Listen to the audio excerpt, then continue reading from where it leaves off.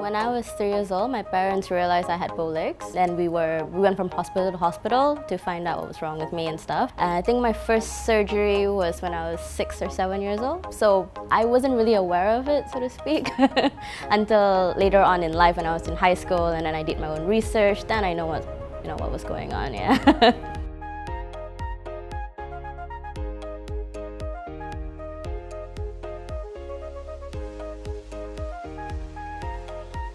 My mom was really supportive. She was sad, comforting, but very, very supportive. My dad, he was an engineer, so he always wants to fix things.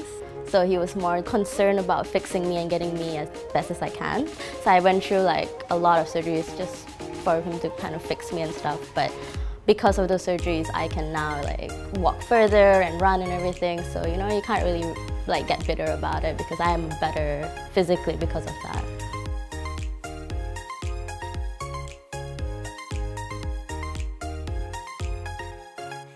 There's many different types of dwarfism. There's no one flavor of dwarfism, and like I think it's very important for people to understand that. I have the spinal problem, some people don't, and some people have problem walking itself, whereas I don't. I can run and jog around. My sister taught me to be tough. I think that was the one really good thing that she did. She made sure that I wasn't going to get bullied by anyone. And my brother, he was more like my mom. He was just like a really great emotional support and physical support, pushing my wheelchair and stuff. Yeah. But when I was going through surgery when I was younger, I was on the wheelchair a lot.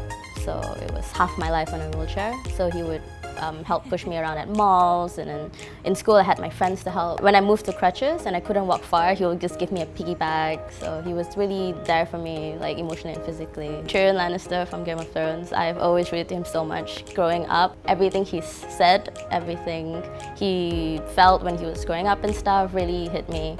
And there was a scene where he was on trial and his whole speech with his dad, yeah, I cried because I felt it.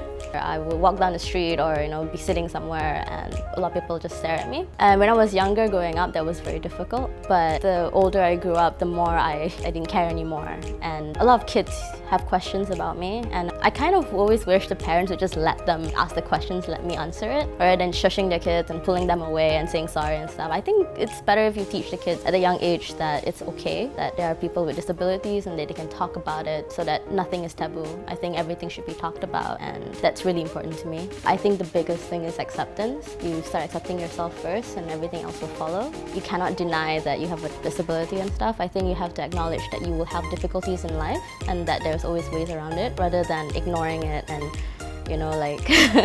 thinking that it's all going to be okay. Like there are going to be moments where it's not going to be okay, and that's all right too. Like you always will find a way around it.